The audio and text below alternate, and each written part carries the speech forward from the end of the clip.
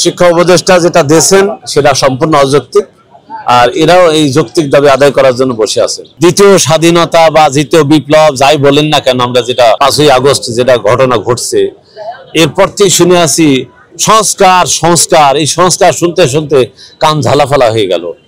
মাননীয় শিক্ষা উপদেষ্টা আপনি বলছেন যে আপনার অর্থ নাই। একজন টিচার, সে 14 গ্রাম চাকরি করে, আমার বন্ধু, বাড়ি কুষ্টিয়া দৌলতপুর, তো সে ট্রান্সফার হয়ে আসতে পারছে না, এর জন্য অর্থ কি দরকার আছে?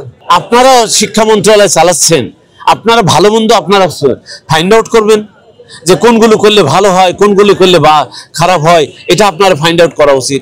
একজন টিচার সে অ্যারেঞ্জমেন্ট ট্রান্সফার চাচ্ছে, তো তাও যদি আপনাদের কষ্ট হয় তাহলে আপনারা কিভাবে সমাধান করছেন আমি নিজেও জানি। এই বাংলাদেশের অনেকগুলি জায়গা আছে যেগুলো সংস্কার করলে দেশের আর্থিক ব্যয় হয় না।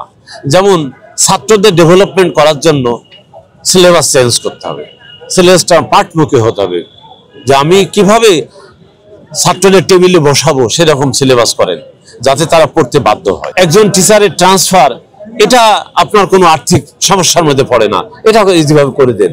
প্রত্যেকটা মন্ত্রণালয়ে অনেক কিছু আছে যেগুলো খুব সহজভাবে সমাধান করা যায়।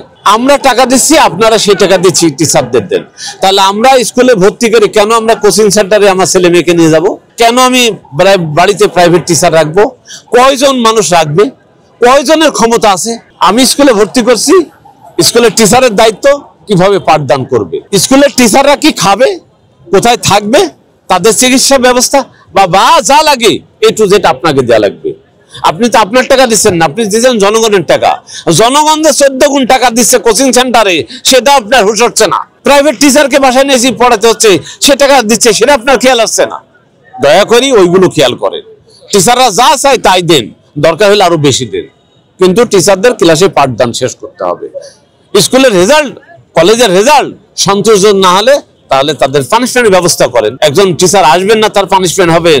একজন টিচার ক্লাসে পাঠদান করবেন না, তার দলীয় পরিচয় দিয়ে সেই পাঠদান থেকে বিরত হবে, তার হেডও কিছু বলতে পারবে না, কোনো এক্সকিউজ নাই।